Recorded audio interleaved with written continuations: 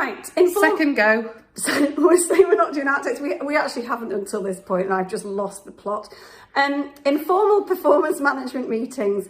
It's always good to have an informal performance management meeting before you go straight in there to a disciplinary meeting. Sometimes disciplinaries are appropriate, but let's start with the informal meetings. And it does depend on what they've done.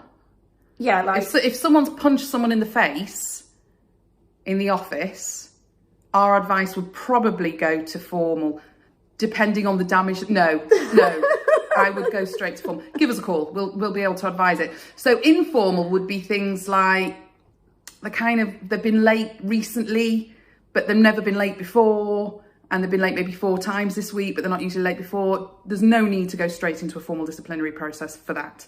You do have the option of going informal first. This is meant to be about a minute, and you've literally taken out about 30 seconds, but never mind. So you've just taken out 4 hours of my life. the basic rules. During the meeting, be clear, concise, use facts and examples, get your evidence together before the meeting. Allow the employee to respond, listen, and you're looking towards a good outcome. Have they got any suggestions that could help them? Is there any training needed? Agree the outcome and a timescale. Are we up to the meeting? Have you had the meeting yet? I seem to have covered that. I wasn't listening to you because the post has just arrived.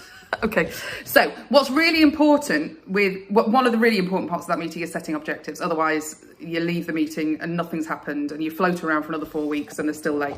You have to set clear objectives. We'd say no more than 4 or 5. They have to be in writing, bullet pointed, nothing complicated, and they have to be very clear on what they need to do and by when. You need to set a date for the review meeting and have that diarised before you leave the first meeting.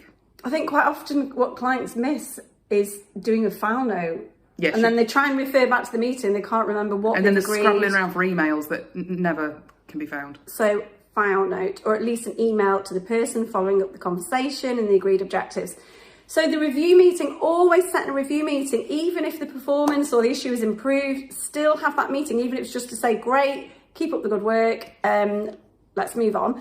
But if it's not, you need to go through each objective, provide positive feedback where appropriate. If the performance has improved to the required level, as I say, confirm that no further action will be taken. However, if the performance issue continues or the conduct issue, confirm you will be initiating formal proceedings and follow that up with a formal disciplinary letter, which we will cover in another training session. Final thing, which I've said before, I'm going to say it again, ensure clear written notes are made of all the meetings. These can be relied upon if the matter progresses to formal disciplinary. And I'm off to get my post.